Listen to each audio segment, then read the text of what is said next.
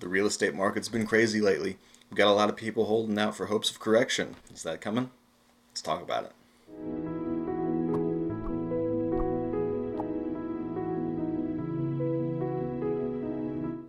What's going on, everybody? We're going to read Of the Read team with Chartwell Realty in beautiful Kansas City, where again it is currently hotter than hell.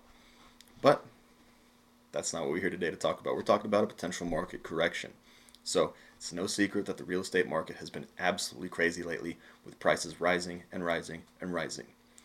March 2022 was the 121st consecutive month of growth in terms of real estate prices. That's over a decade of consistent, continued growth. And so, for a number of reasons, rising interest rates, rising housing costs, people are sidelining themselves from the buying process in hopes of a correction. Well, how likely is that really?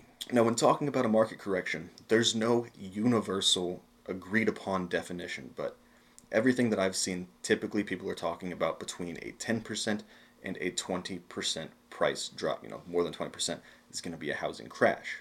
Now, so the long-term trends, again, we're talking about over a decade of consistent growth, indicate that even if we do see a slight decrease, we're going to be trending in a bull market where prices are continuing to go up, right? Long-term speaking, over a decade, that's where we are. But out of a correction, could there be a bear market or a downward turn?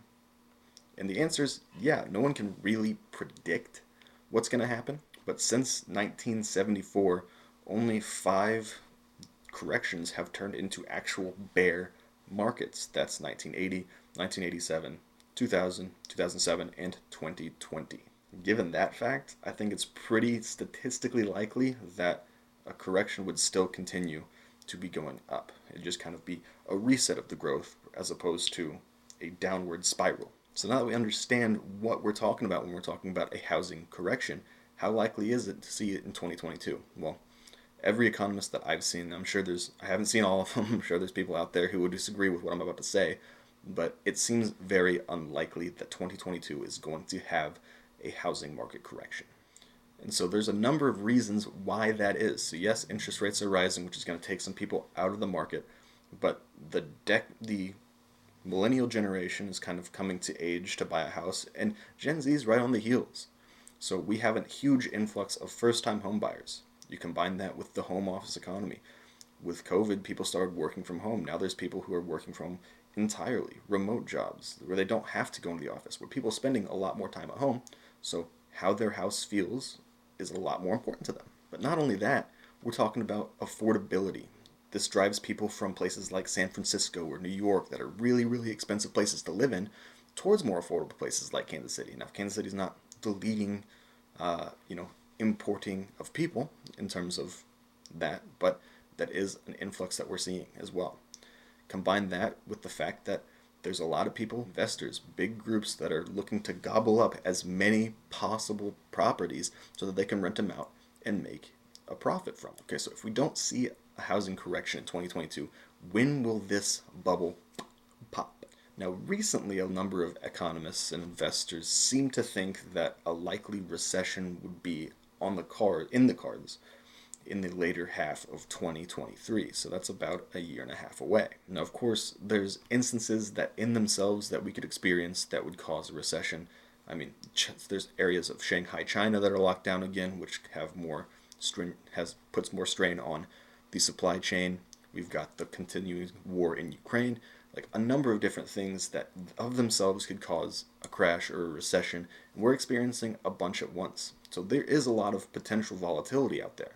So just because you might want to see a housing market, and most economists say it's not looking likely, doesn't mean it's not going to happen. But if we're looking comparatively speaking to the Great Recession, the last housing market crash, in the leading months, the housing market had already started to slow down and come to a little bit of a stump. But we're still seeing prices soaring in just absolutely absurd amounts of what the asking price is to the actual property value, what they get under contract for. It's almost always over 100% now. Now, the projections from Zillow is that home prices will rise 14.9% between March 2022 and March 2023, which is down from 17.8. I've seen suggestions as low as in the 9%, which still is historically very good, just not as good as what we were seeing in these runaway markets. Now, to quote an article from Yahoo Finance, that might not sound like a great news for prospective home buyers who have to navigate high prices and fervent competition, but from a macroeconomic perspective, a strong housing market could be what pulls the United States back from a dire recession.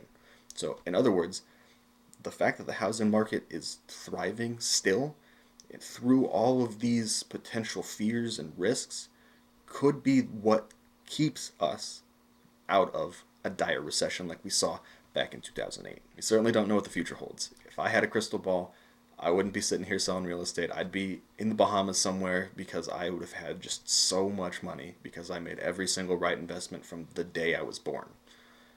But everything that we see is pointing to the fact that we are not looking for a housing correction in the near future. Again, things happen. Things can change that. So I don't know this for certain. I'd love to hear your thoughts. What do you think is going to happen?